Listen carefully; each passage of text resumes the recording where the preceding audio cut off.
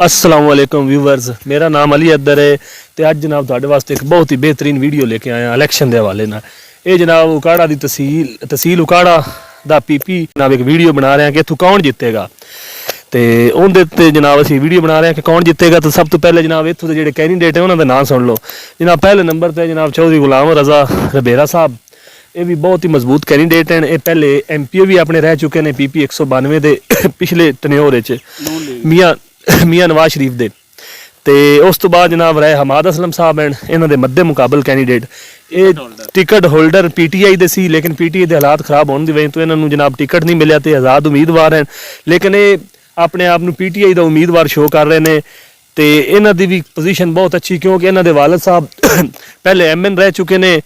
तो उस तो बाद जनाब होर भी कैंडीडेट हैं, जनाब रहे रब नवाज साकब मुसरेरा साहब हैं, ये जनाब जमाते इस्लामी के उम्मीदवार हैं। उस तो बाद जनाब चौधरी शान ओचा साहब हैं, ये जनाब TLP के तरीके लबैक दिन। उस तो बाद जनाब रो इजाजुल करीम उर्फ जंगू, ये भी बहुत ही मजबूत कैंडीडेट हैं जनाब। ये पिछले इन्हों का तीसरा टन्योर है इलैक्शन लड़न का। ये जबोके दे बहुत ही मजबूत कैंडीडेट है, क्योंकि ना ये पाकिस्तान पीपल पार्टी के जनाब टिकट होल्डर हैं।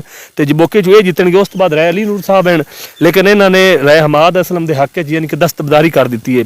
उस तो बाद जनाब एक राय आसफ शेर का खलल साहब, ये भी बहुत ही तगड़े आज़ाद हैं। ये बाकी सारे आज़ाद हैं। एक चौधरी गुलाम रजा रबेरा साहब, तो उस तो बाद जनाब एजाजुल करीम, दो ही तीसरे साकब मुसरेरा साहब और चौथे शान ओचा साहब, ये टिकट होल्डर हैं। बाकी तकरीबन आज़ाद ही हैं।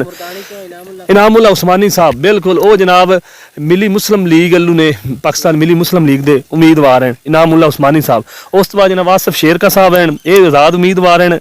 उस तो बाद जनाब फरूक लुडेरा साहब, ये भी बहुत ही तगड़े कैंडीडेट हैं। ये परवेज़ इलाही साहब, लेकिन हर कोई अपने हिस्से का वोट लवेगा। मुकाबला इन्होंने दोवों का ही है, क्योंकि पिछला अगर इलैक्शन वेख्या जाए तो रहे हमाद असलम तकरीबन 2500 वोट तू चौधरी गुलाम रजा रबेरा साहब तू हरदे पे ने। अगर पिछला इलैक्शन वेख्या जाए तो हमाद बहुत ही टॉप ते सी, लेकिन फिर भी चौधरी गुलाम रजा रबेरा साहब जित गए।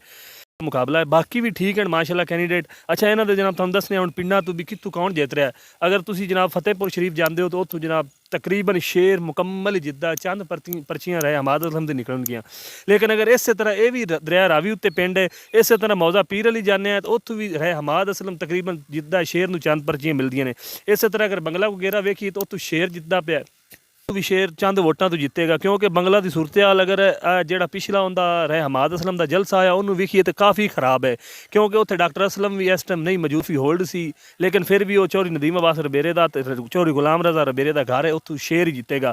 अगर जबोका की सूरत हाल वेखिए तो यह बहुत ही सारे हल्कों नालों मुख्तलिफ है। लोग सपोर्ट शेर नूं कर रहे हैं, लेकिन वोट नहीं दे रहे। वोट अल्लाह जानदा किनूं दे रहे हैं। लेकिन इत्थे MPA का कैंडीडेट चौधरी इजाजुल करीम जितेगा, वो मजबूत कैंडीडेट है। इस तरह अगर मौजा पीर अली तुहानूं पहले दस्सिया काकू दोनों ही बराबर रह जाएंगे। मीरक तो भी दोवें बराबर, नौल प्लाट भी बराबर, बख्शू तकरीबन मंजी जितेगी। उस तो बाद जनाब बख्शू तो अगे आ गया मस्सन का मौजा, मस्सन का बहुत रह हमाद असलम का इंतखाबी निशान मंजी है, लेकिन PTI के उम्मीदवार है। अगर मौजा मस्सन की सूरत हाल वेखिए तो उत्तों भी तकरीबन शेर जितेगा। अगर 18 GD देखिए उत्तों भी शेर जितेगा, 19 आर तो भी शेर जितेगा, 3-14 TLP जितेगी। उस तो बाद जनाब अगे आ जाओ मौजा मुरदानी तो रहे हमाद असलम जितेगा। म्याणे ठट्टे चू जनाब बराबर रह जाएंगे, 26 चू जनाब शेर जितेगा। उस तो बाद 25 GD तो शेर जितेगा, नहीं 25 GD सॉरी बराबर रह जाएगा, 25 GD बराबर रहेगा। 16 GD तो शेर जितेगा, 17 GD तो जनाब तकरीबन शेर चंद वोटां तो जितेगा, 18 GD तो जनाब तकरीबन बराबर रहेंगे या चंद वोटां तो शेर जितेगा।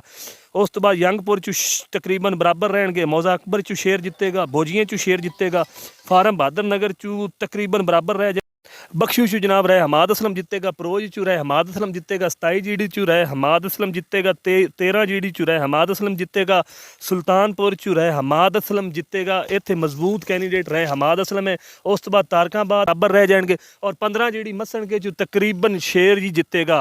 उस तो बाद 24 GD चू बराबर रहेंगे, 20 GD चू बराबर रहेंगे, 21 GD चू बराबर रहेंगे। इस तरह सारे हल्के की सूरत आ रहा है। ये जो नज़र आ रहा है उस इलैक्शन की गल कर रहे हैं, लेकिन ना अगर वेख्या जाए तो लोग वोट नहीं दे रहे, सपोर्ट फुल कर रहे हैं। इस वजह तो अगर कोई थोड़ी जी हार मतलब वेखी जाए तो रहे चौधरी गुलाम रजा रबेरा की बनती है, लेकिन सूरत हाल अगर वेखिए तो चौधरी गुलाम रजा रबेरा तो रहे हमाद असलम तकरीबन बराबर आवेंगे। अगर इन्होंने दोवें च कोई जितया भी कोई तो 1000-2000 वोट तो जितेगा, लेकिन मुकाबला बहुत सख्त है।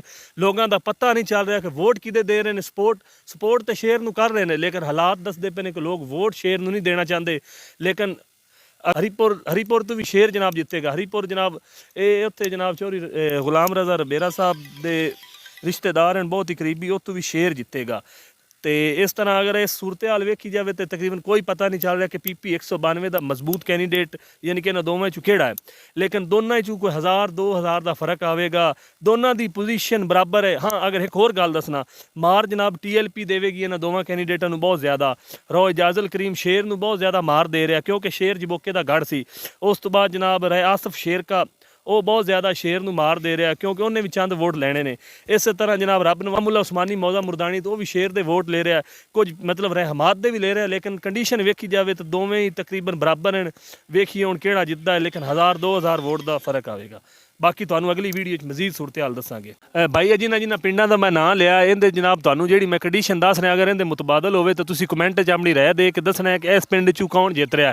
ਲੇਕਿਨ ਮੈਂ ਅਗਰ ਗਲਤ ਵੀ ਅੰਦਾਜ਼ਾ ਹੋ ਸਕਦਾ, ਇੱਕ ਅੰਦਾਜ਼ਾ ਲਾਇਆ, ਤੁਹਾਡੀ ਮਿਹਰਬਾਨੀ ਤੁਸੀਂ ਕਮੈਂਟ 'ਚ ਦੱਸਣਾ ਜ਼ਰੂਰ ਹੈ ਕਿ ਸਾਡੇ ਪਿੰਡ 'ਚੋਂ ਕੌਣ ਜਿੱਤ ਰਿਹਾ, ਠੀਕ ਹੈ। ਕਿਉਂਕਿ ਗਲਤ ਵੀ ਹੋ ਸਕਦਾ ਹੈ। ਮੈਂ ਇੱਕ ਯਾਨੀ ਕਿ ਹਲਕੇ ਦੀ ਹਵਾ ਵੇਖ ਕੇ ਤੁਹਾਨੂੰ ਦੱਸ ਰਿਹਾ, ਕਿਉਂਕਿ ਮੈਂ ਜਲਸੇ ਜਲੂਸ ਵੇਖ ਰਿਹਾ। ਕੱਲ੍ਹ ਵਾਲਾ ਬੰਗਲੇ ਗੁਗੇਰਿਆ ਦਾ ਜਲਸਾ ਵੇਖਿਆ ਤਾਂ ਇਹੀ ਮਾਲੂਮ ਹੁੰਦਾ ਜਿਵੇਂ PTI ਜਿੱਤੇਗੀ, ਲੇਕਿਨ ਉਸ ਤੋਂ ਪਹਿਲੇ ਸ਼ੇਰ ਦਾ ਜਲਸਾ ਵੇਖਿਆ ਤਾਂ ਮਾਲੂਮ ਹੁੰਦਾ ਸ਼ੇਰ ਜਿੱਤੇਗਾ। ਇਹ ਜਲਸਿਆਂ ਜਲੂਸਾਂ ਦੀ ਮੈਂ ਕੰਡੀਸ਼ਨ ਵੇਖ ਕੇ ਦੱਸ ਰਿਹਾ।